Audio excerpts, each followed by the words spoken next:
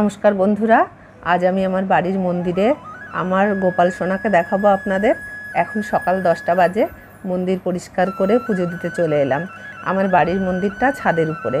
মন্দিরে প্রবেশ করে একটু ঘন্টা বাজিয়ে নিলাম, তাহলে মন্দিরের ঠাকুর দেবতারা যারা এদিক ওদিকে আছেন তারা সবাই মন্দিরে প্রবেশ করবেন। সাজিতে দেখুন আমার বাড়ির গাছেরই ফুল, স্থলপদ্ম, নীলকণ্ঠ, গোলাপি, হলুদ জবা, সাদা ফুল, শ্বেতাকুন্দ, লাল জবা গাছটা পোকা ধরে মরে গেছে, কয়েকটা টগরও আছে এই সাজির মধ্যে, আর তুলসী পাতা। প্রথমে গোপাল সোনাকে স্নান করাচ্ছি। গোপালের জন্য গামলায় পুকুর বানিয়ে নিলাম, তাতে সাদা ফুল তুলসী পাতা দিলাম। এবার উপর থেকে গঙ্গা জল মেশানো জল ঢালছি।